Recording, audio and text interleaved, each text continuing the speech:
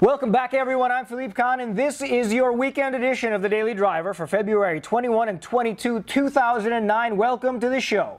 We start off today with a follow-up on yesterday's story about Saab, and it looks like the Swedish automaker today scored a small victory in Swedish court when a judge granted them some protection from creditors and a little bit of time to reorganize their finances. By any other name, bankruptcy.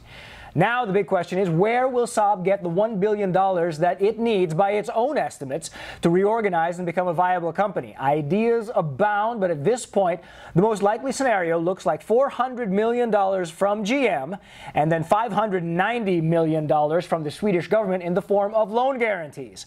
For its part, GM says it's not giving up a penny until the Swedish government signs off on the plan, and the Swedes say they're not giving any money into this until they can be convinced that Saab is a viable entity. Any way you cut it, it's going to be an uphill battle. For the last 19 years, Saab has only managed to turn a profit once. And 1 for 19 is not a winning record, even by government standards. Turning our attention now to BMW. They're coming under fire, at least their Mini brand is coming under fire for some layoffs in the UK, 850 union workers worth. But it's not the numbers that are upsetting as much as the manner that it was done, at least for 330 workers who, according to sources, were laid off with 1 hour's notice. Looks like that happened last week, and 520 more workers will be sacked come Monday. For its part, BMW says that volatile market conditions were behind the change and that they have cut down from a 3-shift to a 2-shift pattern and eliminated weekend production altogether. It's been a dramatic change of fortunes for the Mini brand.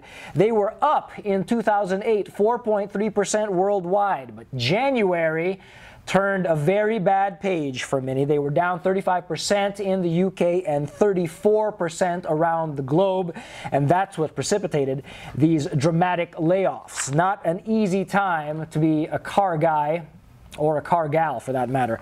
Turning our attention now to some future models, and I'm talking about the BMW Z2. This oft-rumored model, talked about for the last 2 or 3 years, looks like it's getting closer and closer to production. A big decision apparently being made as we speak right now in the halls of BMW about future production, which could put the Z2 on the production lines by 2011. And this is pure speculation at this point, but sources say that this car will be, of course, their entry-level roadster slotting in underneath the Z4 and be based on the next 1 Series platform and offer a range of engines starting with a 4-cylinder 120 horsepower motor all the way up to a hopped-up 4-banger good for 211 horsepower.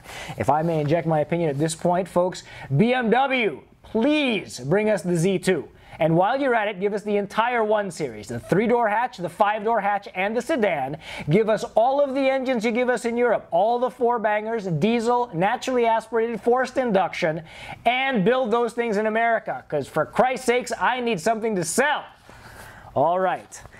That should wrap us up for this edition of the Daily Driver, folks. I'm Philippe Kahn.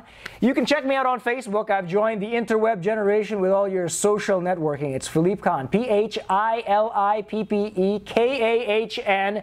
And you can drop me a line with your feedback, kind words, or corporate donations at philippek@philippek.com. I'm off Sundays and Mondays. I'll see you back here on Tuesday. I'm dropping you off right here, folks. See you on Tuesday.